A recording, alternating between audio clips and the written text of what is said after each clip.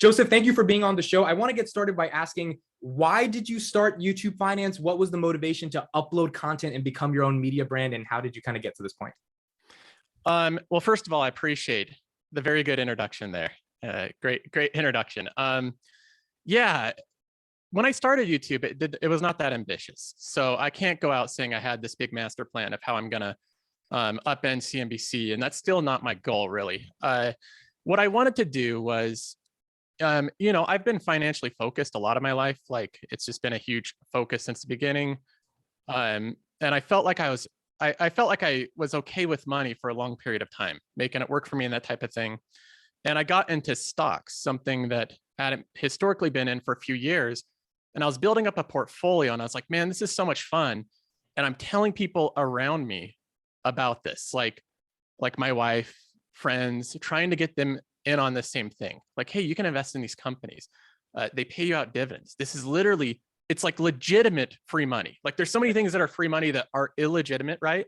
Like, this is a legitimate version of earning money without working for it. And I was so excited about it.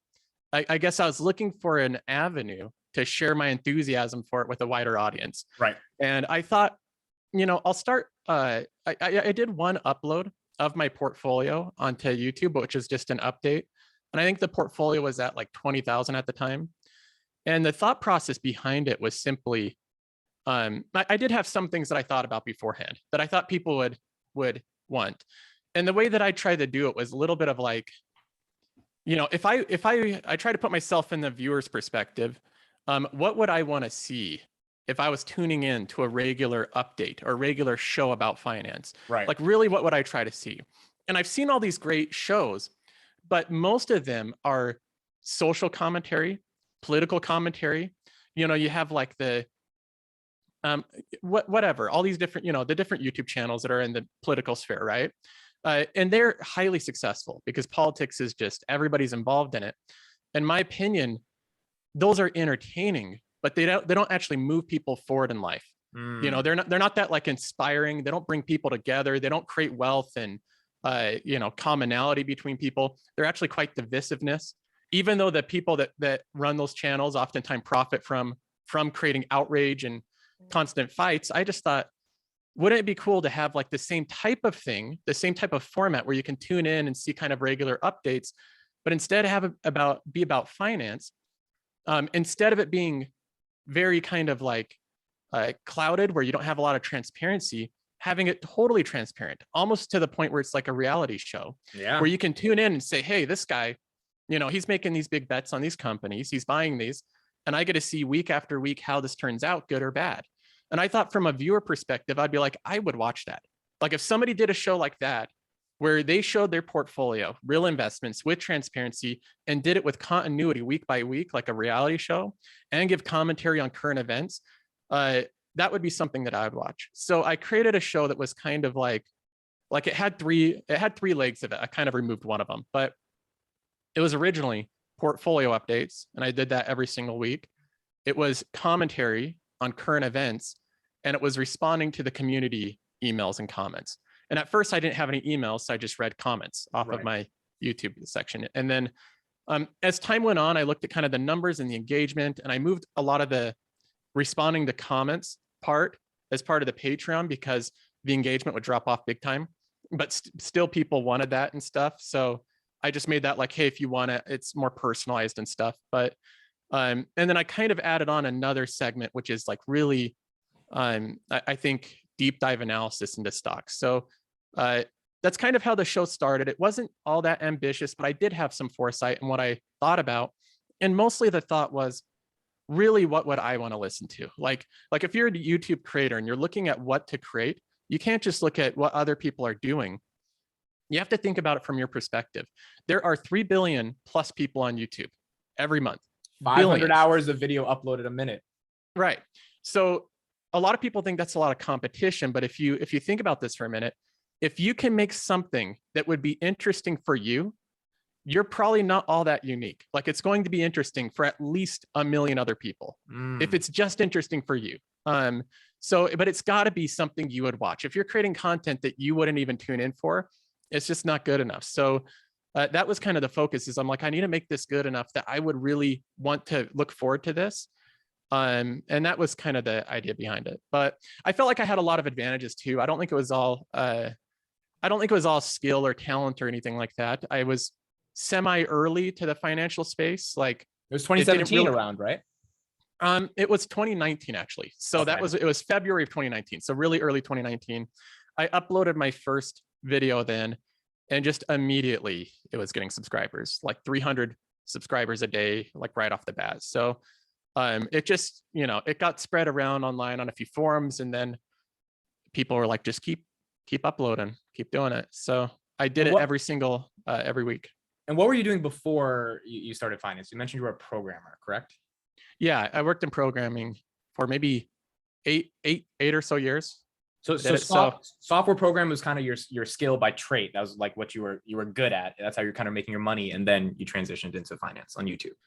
Yeah. So I would never like just, my personality, very conservative. I'm like my dad in a lot of ways. Like I didn't grow up and I'm like, I'm just going to go full into YouTube and make that my thing. Like I have a family, I have kids, right. I have to have a paycheck. Like I got to have something that I can rely on.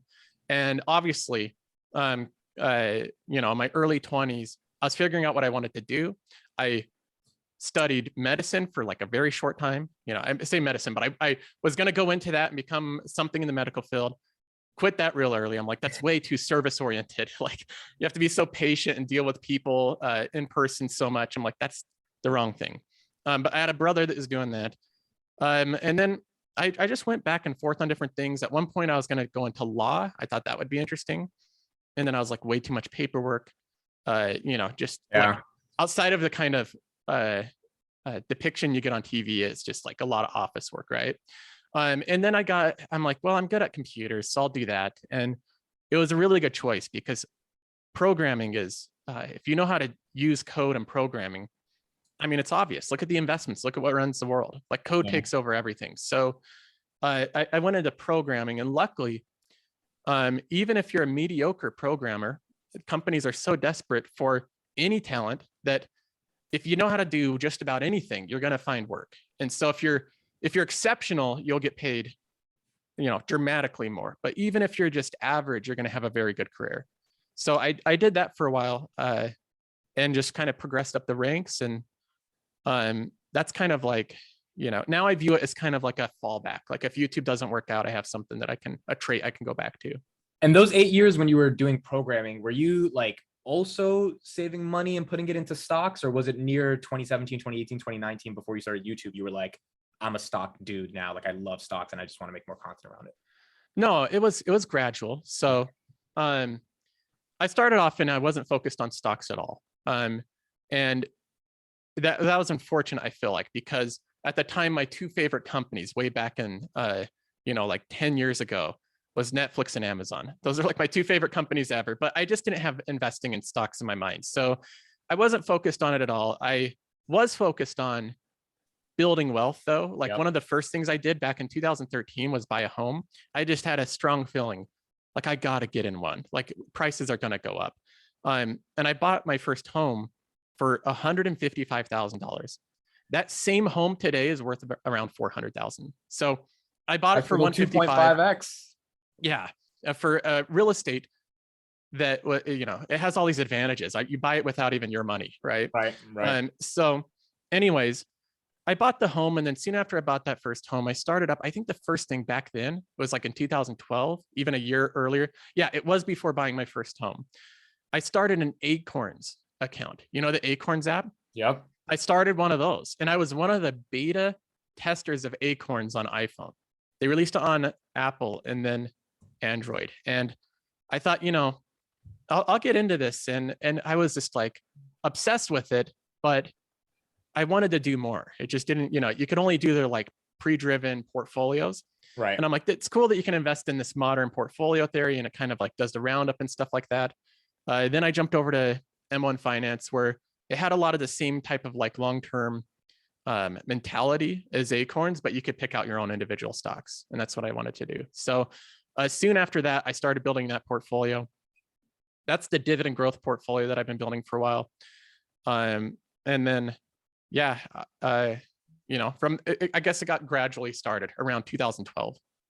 Last question about content creation, and then we're going to go into stocks. Patreon. I just want to know I mean, you seem to have a very successful Patreon. You've gotten people that are willing to subscribe to you for a monthly fee, which is just like beautiful, right? I mean, this is what software Right. companies are obsessed with, this recurring revenue thing. What are your thoughts on Patreon as a business? Do you think it's friendly to creators? Do you think their 10% fee could be avoided by like a new crypto startup? Like, how do you feel versus YouTube ad revenue as well? What are your thoughts on Patreon in general?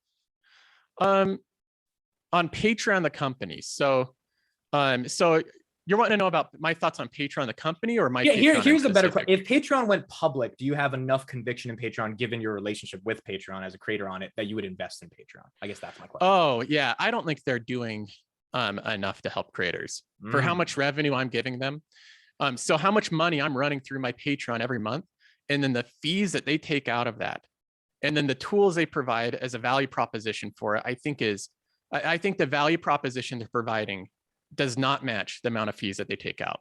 Because I'm giving them a ton of like, people look at the numbers and they do simple math. They're like, oh, he charges $10 a month and he has this many patrons. That is not the way you should do it. You got to know that they're taking out 12% of that. Then of course you have taxes on top of that.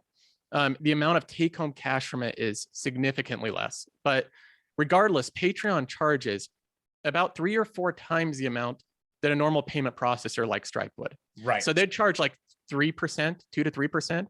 And Patreon, it's like 8 to 12% after they add up all their fees. And in my case, my business isn't even run on Patreon. I'm running it mostly on Discord. Discord's providing. So if Discord was a public company, I would very much be interested in that one. Patreon, I think the value proposition is actually reverse. Like, I think they need to charge less to match the value they're providing, because they're basically operating as a well-known payment processor for creators. So they do have brand recognition. Right. That's their big value. That's what I was saying. That's why you're using them, right? Because they're just the easiest way for people to pay. It's simply to create less friction for users to sign up.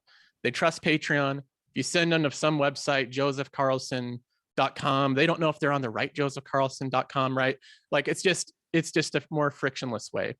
But with people that have been around for a while, I have actually considered having the Patreon, but having another way that just cuts out an enormous amount of fees. So yeah, in my opinion, it's beneficial overall. So it's a net benefit to creators, but I think that the value proposition needs to be improved for creators.